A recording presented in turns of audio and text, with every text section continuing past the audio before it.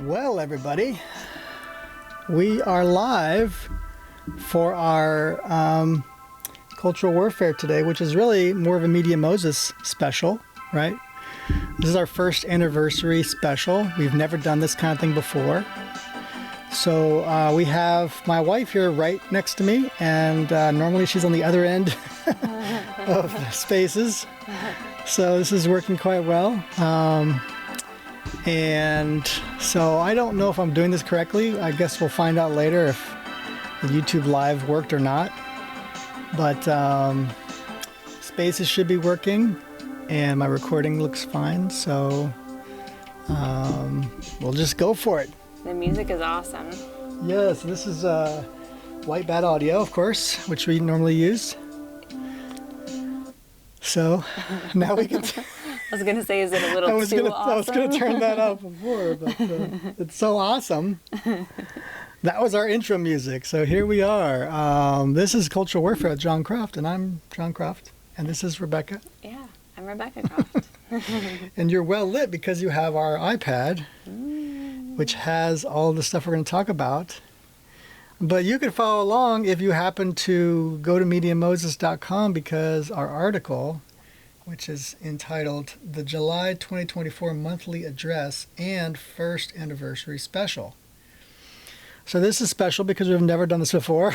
It's probably more special for us because we're special.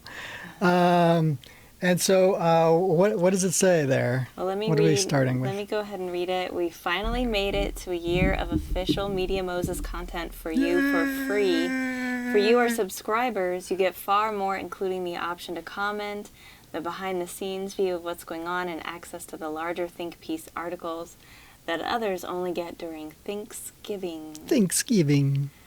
And I'll just keep going. I'm such a silly writer. I love it. Thanksgiving. Thanksgiving. There's going to be far more coming, far more subscribers for us subscribers, for subscribers, and for us all. She can speak English. Yeah, sure. Sometimes. Well, we wanted this to be an event, so we're having a first anniversary special show in X Spaces on the evening of July 4th.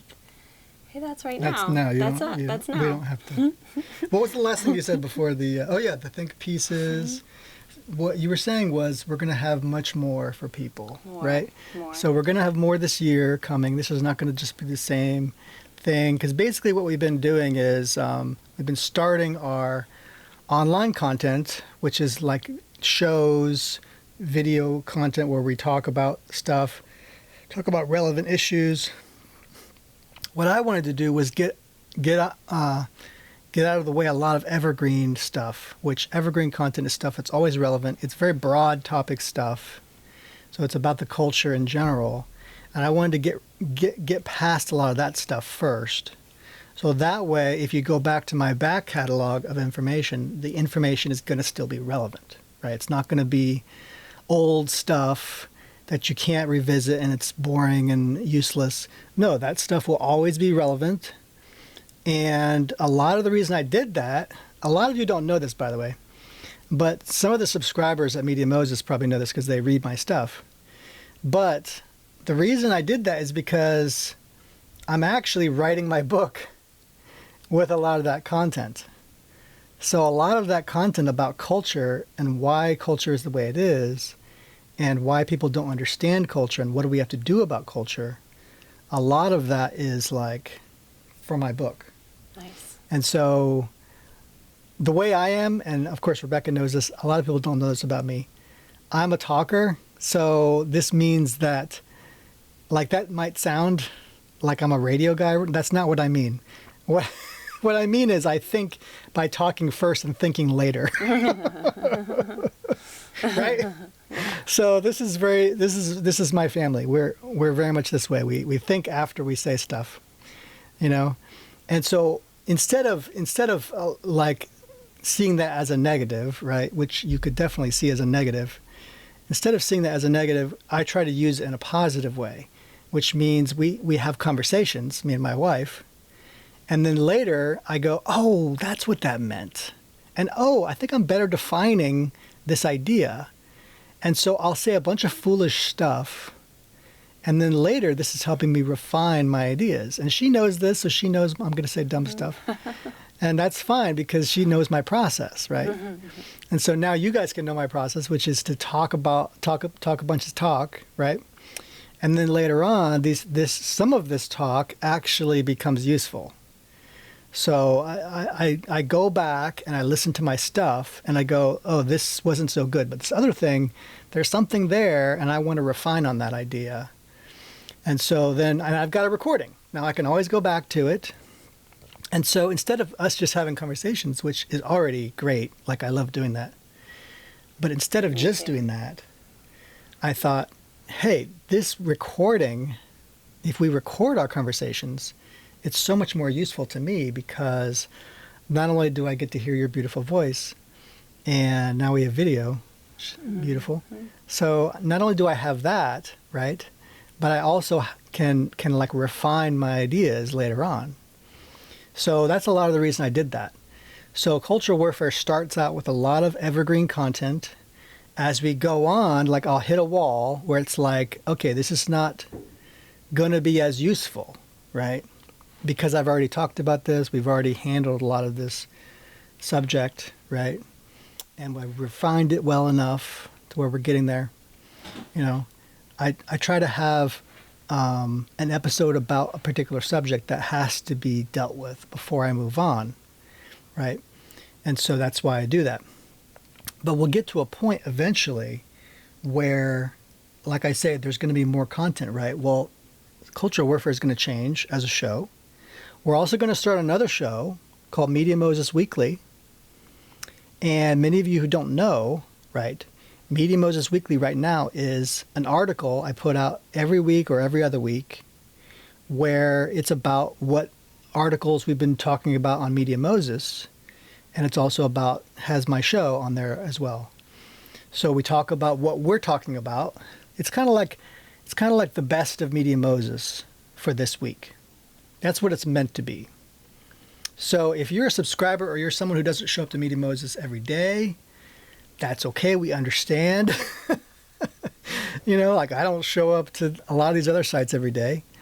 But what I do want is I would like a weekly recap of the best stories. You know, whenever I go to one of these websites, because a lot of people don't do this, but I do. Yeah, like I go to the Hollywood Reporter, stuff like this. I go on IMDb, and there's a variety of articles about Hollywood. And I don't want to go there every day. What I want is someone to come to me, and that's what they do now. Like if you're a subscriber, you can have news sent to you. But they do it daily. I'd rather not do it daily. Like I don't want someone necessarily to send me an email every day. What I'd rather want is an email once a week, right? Maybe twice a week, where they're like, here is the recap of the best stories of the week. I really like that. Like, you know, like, and I consume news a lot, but I don't want to consume news every day necessarily. I think that's a bit like loopy. You know, like have a day off every now and then. So if I could do once a week where it's like, give me the best stories of the Hollywood Reporter every week, I'd be like, I could do that, you know, and I would actually enjoy that. Be like a weekly, like, yeah, that's really nice. So that's what we're trying to provide with Media Moses Weekly. So some of these things are going to be changing coming up. But we have stuff to talk about as we do on the monthly address, right? We always talk about the same 5 subjects, and we just added a 6th subject. And what is that subject? What does it say? Do you want to... these subjects right here. Oh, okay. We've got sites, studio, shows, trivia, books, events. Events. We just added events. Events are hard because events are actually events. Like that, you have to have an event you're talking about. This has to be relevant. And many of the events we talk about here are actually events we intend to do. This was that event that you're watching now. This is a virtual event, first anniversary special. So that's in that list. But first thing we're talking about is sites, right? So tell me about sites. Thank you. So, what do we have with sites is that there's a special thing going on because before this and before our site MediaMoses.com, we had a Substack. And that Substack was called MediaMoses.substack.com. And this was where we got many people who were our fans already to subscribe. Because I didn't have a WordPress where you could subscribe, right? And it wasn't easy to do that in my view. Like for me, it wasn't easy. So for many people, I'm sure it's easy for you, whatever. I couldn't do it. And a Substack is very easy to start to get subscribers. You can start the site easily. You can get subscribers easily. It keeps up with your subscribers easily. It sends out emails for you, etc. So that's what I did, is I did a Substack for Media Moses. And then once the new site, which is actually a ghost site, it used to be WordPress, and I just couldn't, there were so many things about WordPress that were just too difficult for me. So I eventually wanted to leave WordPress and go to something easier. And a lot of the reason was the subscribe situation. So I didn't like that. And this was like last year. This was like happening through the middle of last year, all the way up until maybe, I don't know, September, October of last year. And so that first maybe 6 months, 5 or 6 months, do you remember that? Like, it was hard because I want subscribers and I want people to follow what we're doing, but it wasn't easy for me. Like, I'm not a web designer, you know, and I couldn't find a web designer that would be a dedicated web designer for us, that would work faithfully for us and do a good job. So it was me, basically, and I got some advice from my dad, but it was me basically working on a WordPress. And it was just so complicated. I was like, not happy. I was not a happy camper. So I found what's called Ghost. I found Substack, but I also found Ghost. And Substack was good, but it didn't look like my WordPress. It didn't look like a news site. Substack looks more like a blog. It's basically a blog. Yep. So, and blogs are great. Like, you can do a lot with a blog, but it's not a news site. And it looked close, I have to say. It was fairly close. It just wasn't what I needed. So I knew I had to like transcend Substack, and I also had to transcend WordPress. So I moved to the Ghost, which you can go to at ghost.org. I'm not trying to advertise for them or anything, but it's like, it worked for me to basically be an in-between thing between a regular website, which they have a lot of themes, a regular website, and like a blog, like a Substack, where it takes care of your subscribers. So Ghost does both of those things.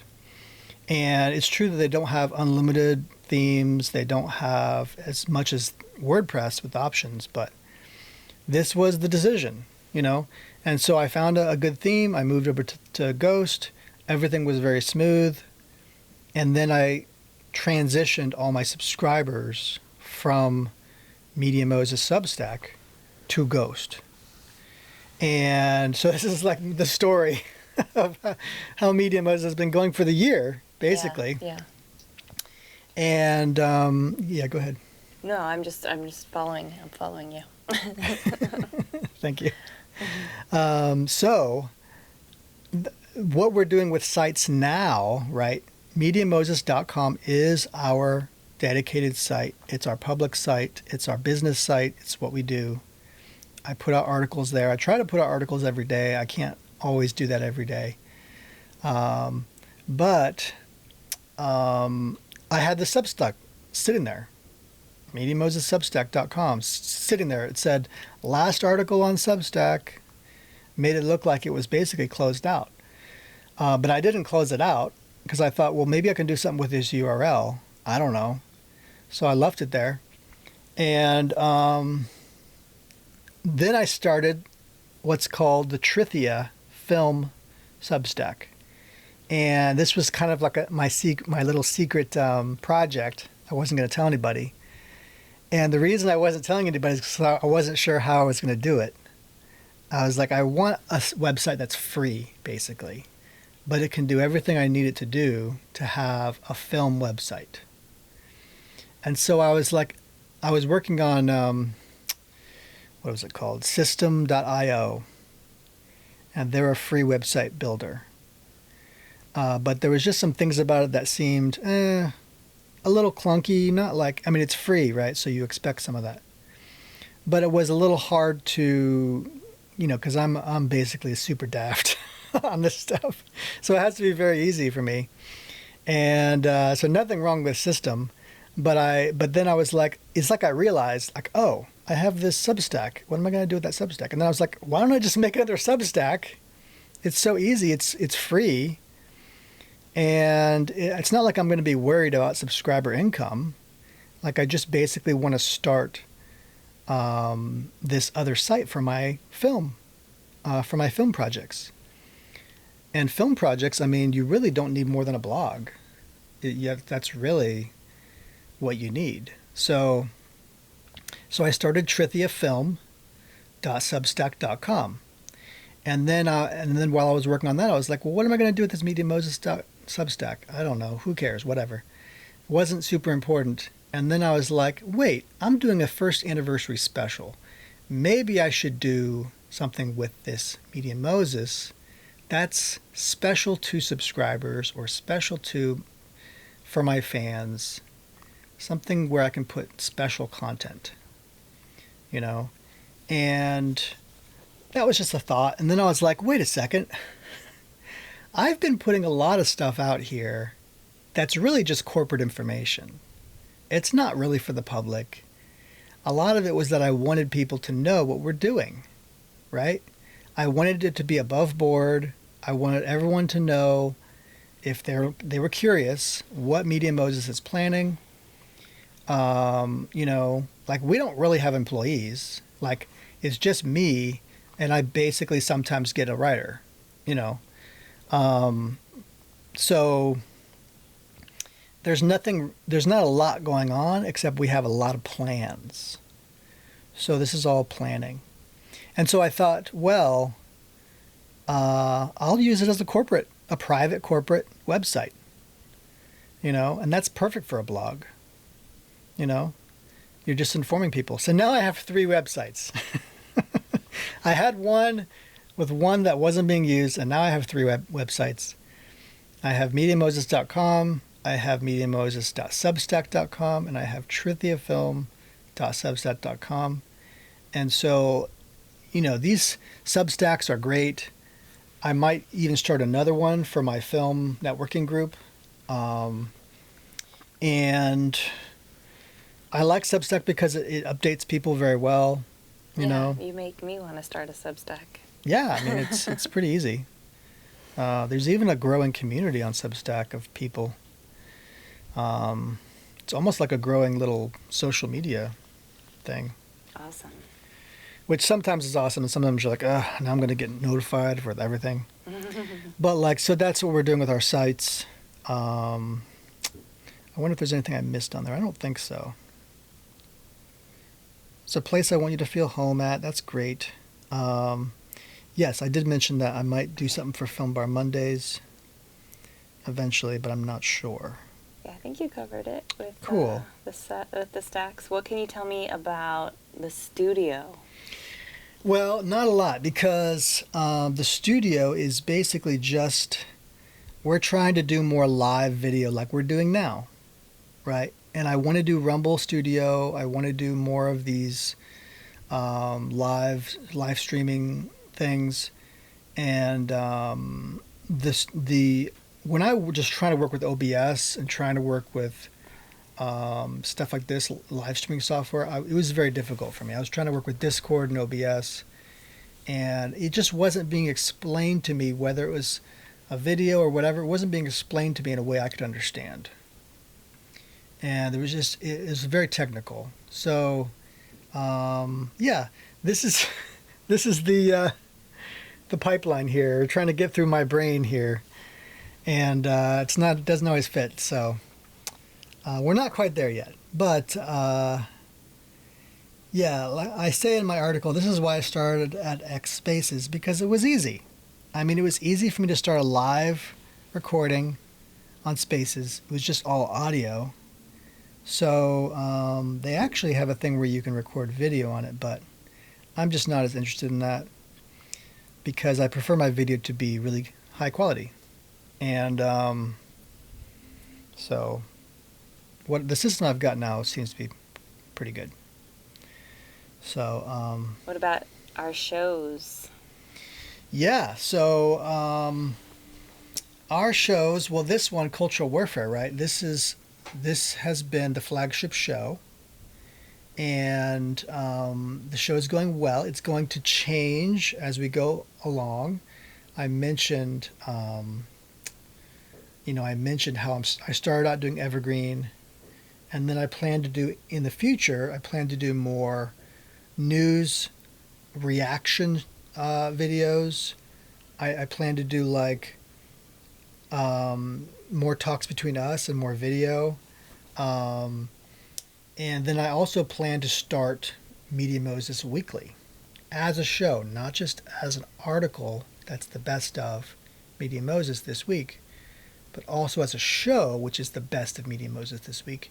And then we'll also have an article like kind of as a supplement to that show.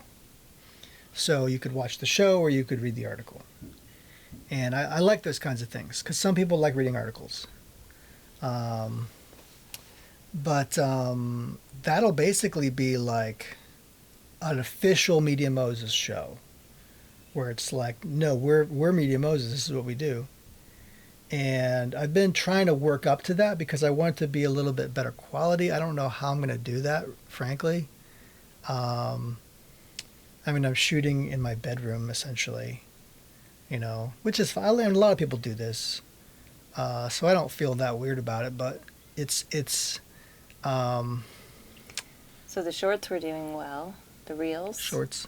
The reels were doing well. Oh yes, on Cultural Warfare, you're right. Yeah, the reels were doing well, but then I went back to my old content, which doesn't have good video, and a lot of the views went off a cliff. Yeah, it didn't have any video, really, right?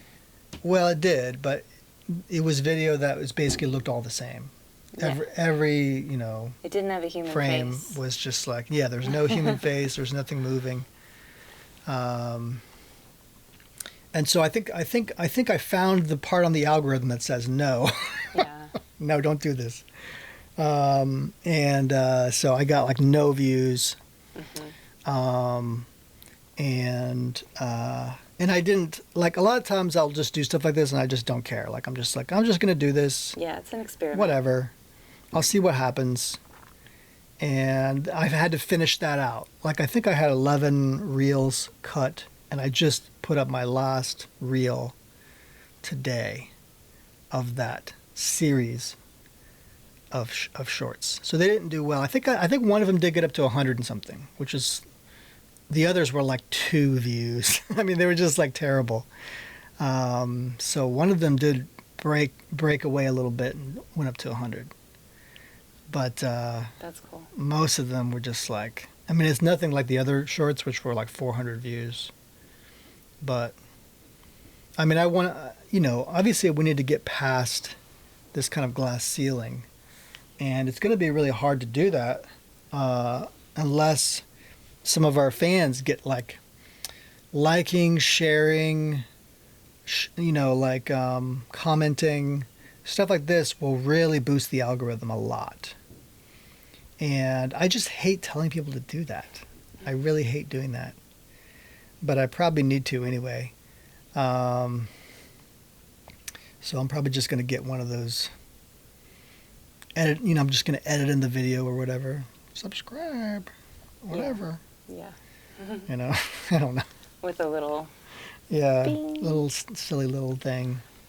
Smash that like button. Smash it.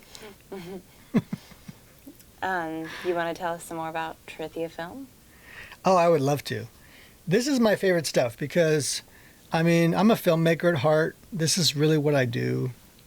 I've only been doing Media Moses in the last 3 years. And before that, for like 15 years, it was all film. So that's really what I love. It's what I want to do. But as many of you know, and as you can hear when you listen to my videos, I hit a wall at a certain point where I realized that nobody in Hollywood is interested in my kind of stuff. And I also had to just like stop pressing against this and beating my head against the wall, instead of like changing my tactics. So I had to really learn from what's going on. And so it took seeing people like the Daily Wire, seeing people like Angel Studios and Lore TV. It took seeing these people going after it in another direction before I was like, oh, like other people have another direction. They have another method, and they don't have to like pander to people in Hollywood. You know, there was always like faith-based film and independent film, right? So there was always a way around, but it wasn't like, as you know, with faith-based film, I was always very skeptical and cynical about faith-based film because of the product you're seeing. So like the product was not very inspiring for me. And especially because the product that was doing well was not inspiring me. Because, you know, any marketplace, there's always going to be some outlier. But the question is, do people accept that outlier and throw some money at them, or do they just kind of reject the outlier? And so, you know, if you have room to grow, that's because people are buying into the outlier a little bit. They're buying into new material. They're expanding the genre a little bit with some new creative ideas. And this is just not happening with faith-based film. Until what? Until people like Angel Studios came in with crowdfunding, and we realized that the faith-based market was kind of being dominated by a few voices, similarly to Hollywood, right? But it's a different kind of voice, right? It's kind of like the church-going crowd, the church grandmothers, you know, and the people who aren't really filmmakers, who are like making these decisions. So that was not inspiring for me. But crowdfunding doesn't work that way. Crowdfunding works to where you can go around a lot of these people, and you can support something that's a little bit unconventional, right? And if enough people do that, now you're getting funding, and it's outside of some organization. There's nobody stopping you from doing this, you know? And so I realized that even if I don't work for one of these other people, one of these other studios like Angel or Daily Wire, even if I don't work for them, I can actually crowdfund. And so, but the problem with crowdfunding is you have to start a bit of a marketing operation. You have to start marketing your own stuff. And so I realized I have to do marketing anyway, even if I do just crowdfunding and make films, or if I do what I'm doing now, which is MediaMoses.com, where we're marketing other people, like we're marketing other films. And so we're essentially learning how to market stuff. That's what we're doing. And so I'm not saying we're effective yet. We're just beginning. We're 1 year anniversary. I mean, this is pretty early on. So, you know, so Trithia is the new film company. It was Liberty Number 5 Pictures, where I was kind of like just doing whatever I felt like doing. And I was also kind of pandering to Hollywood in some ways, right? I was trying to provide genre work and interesting work that I thought some people might, you know, be interested in. And this could help me make something bigger for Hollywood. But, or, you know, find some indie producer who's interested in this stuff, and then eventually cozy up to some Hollywood people. That's just kind of how a lot of this stuff works. But like now I realized that things have changed to such a degree in Hollywood and stuff that there needs to be a new paradigm. And so I wanted to be part of this paradigm. I wanted to Me and my friend Tim Mannix, when we were working on the film review, the Film Bar Review podcast, we were talking about film movements and what starts film movements, what makes them happen, what makes them work. And so the film, the French New Wave, was a real inspiration for us. And, Breathless and these other films. And so that really inspired me. And it was the kind of the correct chemistry, the correct kind of like order of events happening to where I felt like a French New Wave could occur again. But it had to be of a different kind of like ideological or political bent. In a way, it was to stay away from that, right? And it was to just say, like, you guys are very ideological, like, I get it, but I think a lot of people don't want that. And so we want to provide that for them. Like, we want to provide another kind of product, And so I thought black and white film makes sense.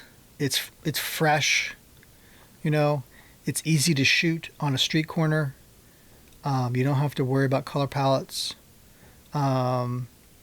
or changing everything in the scene, in the mise en scene. And so like it becomes very efficient. And a few lights, a few LED lights or whatever is great. And you don't need like the greatest camera. You don't need like an RE or whatever to make a great looking film. So, this is a lot of what I was thinking with Trithia. Now, if you notice on the article, it says I talked about Amazing Grace. Yeah.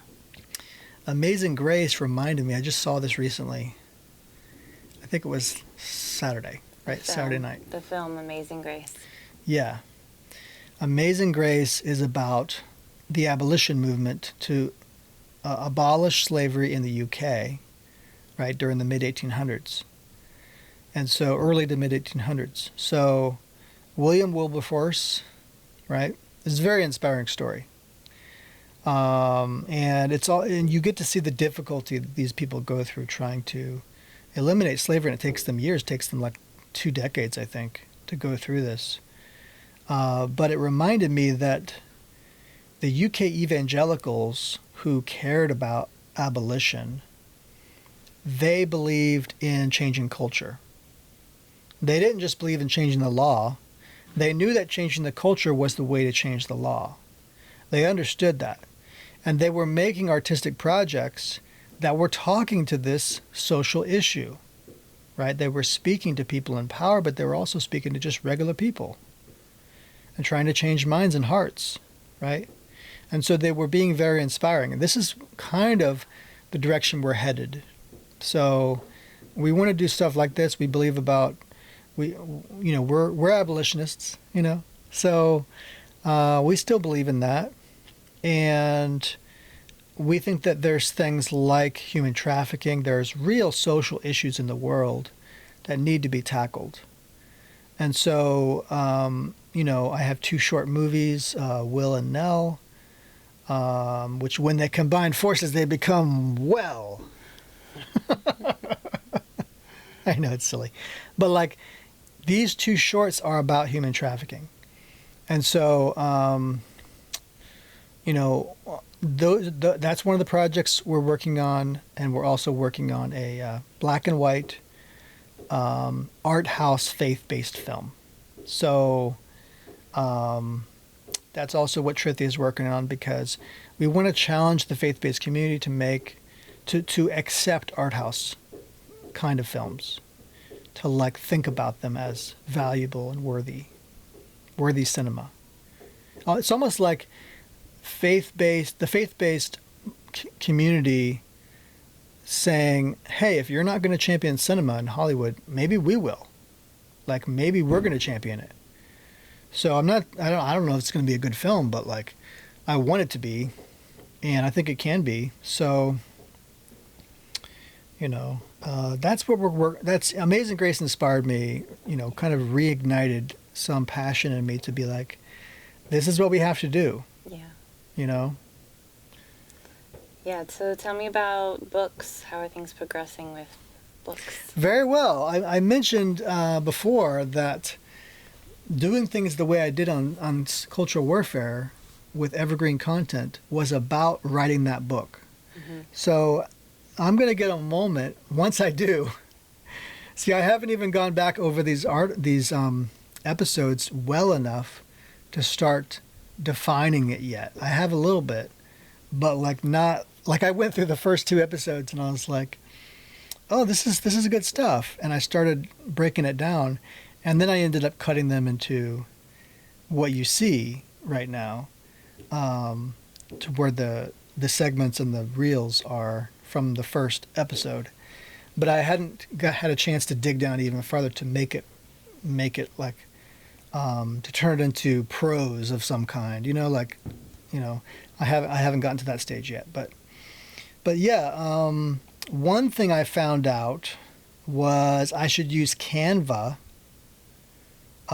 Speaking of books, right? Because I went to Pinch Penny Press, who are some fellow believers, former Chinese missionaries, by the way, and they're great people. We love them, and I went over there and met them, and they do a lot of great paperback work. So that's going to work fine for my beginning stuff. And he says he works with people like me, like people who are small writers and want to publish their own work. Like he can do that with me. So I thought that was cool. Like if I ever want to make Media Moses a magazine, he could probably end up doing that as well. So like that's pretty inspiring. And I talked to him about the software, like if he cooperates with writers, what does he use? And Canva came up as a possible, way of organizing, organizing the work to send to them in a way that they can use. So that can also help with the kids' books. So if you guys don't know, I have 2 kids' books already. I haven't printed or published any of them, and don't have a publisher or anything like that. But I'm interested in just making them into little paperback kids books if I need to. And I have a third one that I still need to finish and copyright. And that one should be fun. Tell me about events that you have planned. Yes, moving on to events. The event, obviously, this virtual event right here is our first real event. This is an event. We're having an event. Yay! But like we plan in the future to do more of this. Obviously, it won't be like, happening all the time. But it's like we actually enjoy like events. We enjoy like we even remember when we considered doing a event company at some point. We considered doing like events as a business. Yeah. We like having people to our house and doing party stuff, but like also I studied a little bit about film festivals, and I was interested maybe do a film festival at some point. That'd be great. Yeah. And so like this, to me, this is about community. Like Media Moses is really about community. It's kind of like when I was doing Film Bar Mondays, and this is a film networking group, I had learned a ton about community, and mostly that I'm bad at it. But like it's hard. Building community is hard, and it's you have to keep pressing into something and not expect anything in return. So it's about being something that you want others to be, and it's kind of like about being a father. I mean, being a father is very similar, right? You're just kind of like paying into or nurturing or like cultivating a child's life and not expecting them to do anything in response. Like you're not expecting the greatest thing back from them. You're just kind of like you're doing your work, you're doing your duty to be there for them and explaining this to them. And then you just expect that they're not going to get it. Like you have to just kind of expect that. And then you have to do it again and do it again and do it again. And this is especially true because my son is autistic. And so like you can't tell if he gets something right away.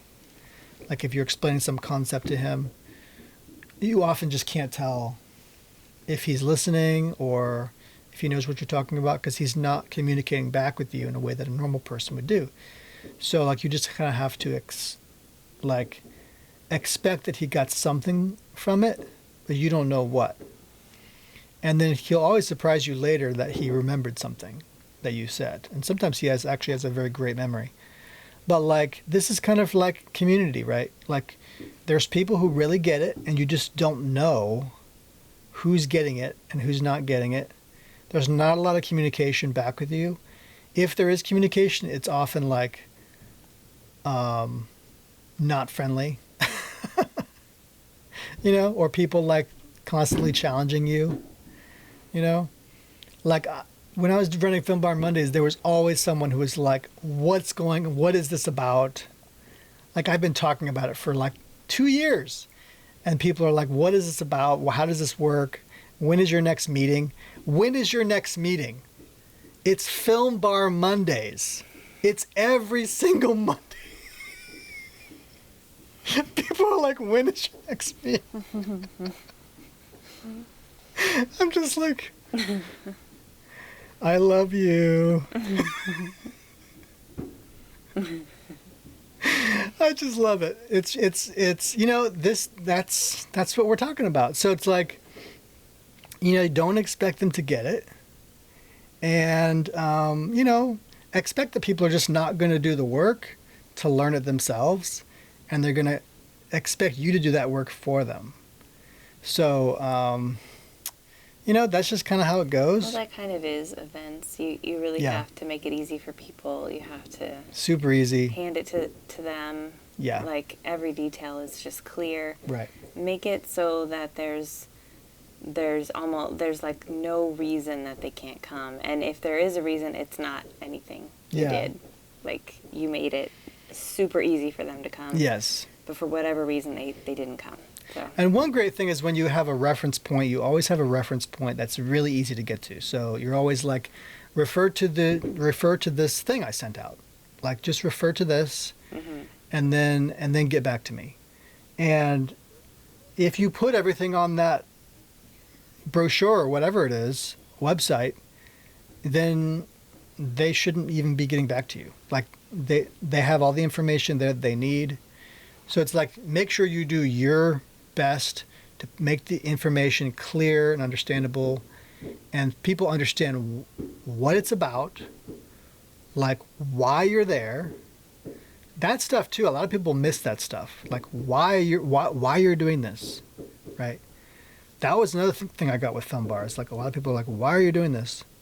And so make it very clear. I don't know if you've noticed, but basically I'm admitting that I was not good at Film Bar Mondays.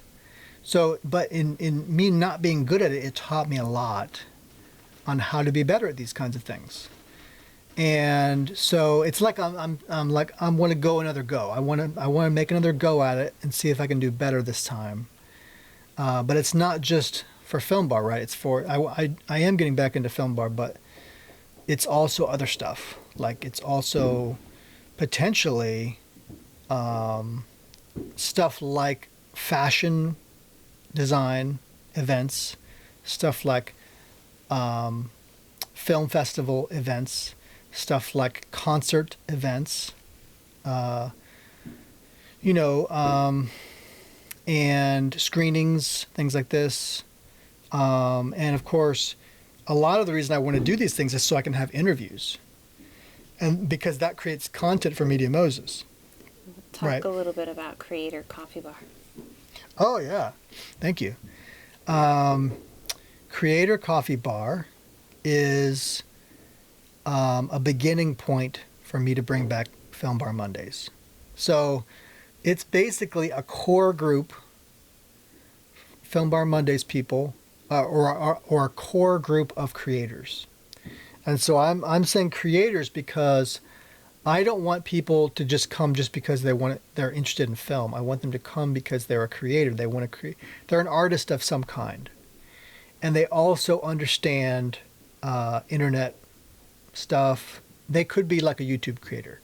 So like YouTube creator is like, it's like I'm appealing to those people as well as filmmakers and artists of any kind. Because a lot of times, like if you're a musician, you end up being a YouTube creator, right? Or if you're a painter or a filmmaker, you end up also being a YouTube creator. You could say that's kind of like what's happened with me as well. So, but I look at it more like a news site. And then this is like the extension of that. That's kind of how I see what I'm doing on YouTube. Is like, this is an extension of these like larger film discussions we're doing. So, Creator Coffee Bar, I plan to be a meeting with my friend, with creator friends who are local, and we're just going to meet for coffee and talk about our plans. And remember how I talked about Amazing Grace, right? My plan is for us to make short movies that tackle some social issue like this. And so many of these issues are things that is going to weed out the men from the boys, because what I want to do is say, hey, I want to make a difference. We want to make a difference in the world. And so if this is a subject you don't care about and you don't want to be involved in, that's fine. But just so you know, this is something we care about, and this is something we're going to be making. So, you know, yeah, we want people who also care about these subjects, is what I'm saying. So it's a core group of people who really care about, you know, making a difference in the world. So that's what we're going to be doing. And then after we meet with Creator Coffee Bar a little bit, then we're going to start Film Bar Mondays again. So we need to make that core group of people first. And then we'll be going to the larger film networking group again. That's my plan, at least. You mentioned Rafa International here. Yes, because I plan for us to make a short movie for them, for Rafa International, who is also cares about this human trafficking issue in the world. So if you look at rafa.org online, which Rafa is RAPHA.org. Rafa, and by the way, this is a Jehovah Rapha. This is where the term Rafa comes from. So this is a Christian organization, and they are about eliminating human trafficking in the world, especially children. So they have short movies on their site now, and which is about this very issue. And so we plan to not necessarily follow in the same, well, yeah, we plan to follow in the same vein as these other short movies. And so the plan is to also make a feature or something like it, possibly. But, you know, like the Will and the Nell shorts are like this. They're meant to be kind of like this. So that's probably going to be one of our first projects, by the way. Well, I think you've had an awesome first year. I really Thank do. you. You've been making an article almost every day, a couple a week, and then the shorts. Those fireworks are for you.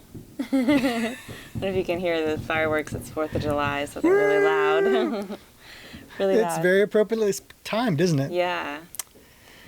Yeah, so I think you've done awesome. I'm excited for all these new things that you want to do this year coming up. Thank you. I think it was a really good first year. Well, you've helped me a great deal, so I appreciate that. Thanks. Immensely. You know, and we're doing great stuff. I'm hoping we'll do more live stream work like this Yeah, this in the is fun. future. Yeah. And if I you don't like know, Rebecca has her show When We Love Jesus. It's a great show. She talked about Hebrews and I showed up once or twice in the chat. If not on video, but yeah. You can find I'll do that Go now. ahead. Do that part now. You can find me on YouTube at Rebecca Loves Jesus, and we have a podcast called When We Love Jesus, and then I just did like a reading of Hebrews, basically, which I think I'm gonna do that again, but with Song of Solomon. And Oh, that'll be great. yeah, and then you can also find me on Instagram at Jesus Loves Rebecca. And where can we find more about you? Well, I'm at Jon Rebecca Croft on X and on what's the other platform?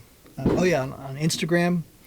And then I'm also on Cultural Warfare with Jon Croft at YouTube and at Rumble. And I'm, of course, on MediaMoses.com. And so thank you for being here for our first anniversary special. Yay! This has been exciting. And everything worked out well, didn't it? Yeah. It's gone very well. Our kids are watching The Secret Garden, which they love. Yeah, they're actually Just watching to keep them quiet. The Secret Garden right now. It's one of their favorite movies. So we love you guys. Thank you so much for being here with us for our first anniversary special. And we hope to do this again next year and hopefully we'll have many more people with us in the chat and online. And so thank you so much. We love you guys and stand up for the culture. All right. See you tomorrow, actually. Bye. Yeah.